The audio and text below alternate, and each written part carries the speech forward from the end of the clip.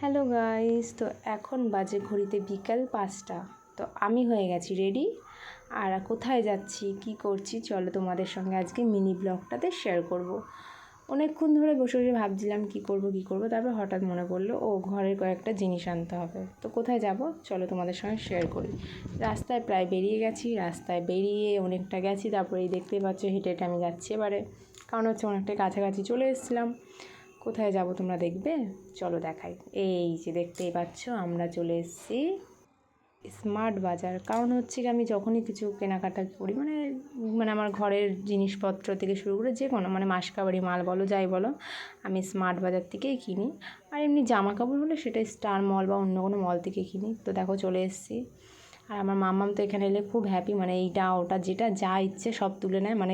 কত যে টাকা দিতে হবে তার কোনো ব্যাপার নেই, ও তো আর এসব বোঝে না। ওর শুধু নেওয়ার দরকার, ও কোনো জিনিসই বাদ দিতে চায় না, যেটা ওর ইচ্ছা হয় সেটাকেই তুলে নেয়। এই দেখো দেখতেই পাচ্ছ অনেকটা জিনিস নেওয়া হয়ে গেছে, এখনও আরও অনেক জিনিস বাকি আছে। আর মাম্মাম উঠে বসে পড়েছে ট্রলির মধ্যে, ও গেলেই ট্রলিতে বসে। এই যে দেখো এতগুলো ফাইনালি জিনিস নিয়েছি, বিল করাতে উঠে পড়েছি এখানে একদম সামনে গিয়েই, যে বিল করাতে হবে, অনেক দেরি হয়ে যাচ্ছে। অলরেডি 7টা বেজে গেছিলো, আর আমরা ঘরে ঢুকেছি 7:30 পৌনে 8টার সময়। দেখো কতগুলো জিনিস নিয়েছি, ভেবেছিলাম 3-4টে জিনিস নেবো, তা এতগুলো নিলাম।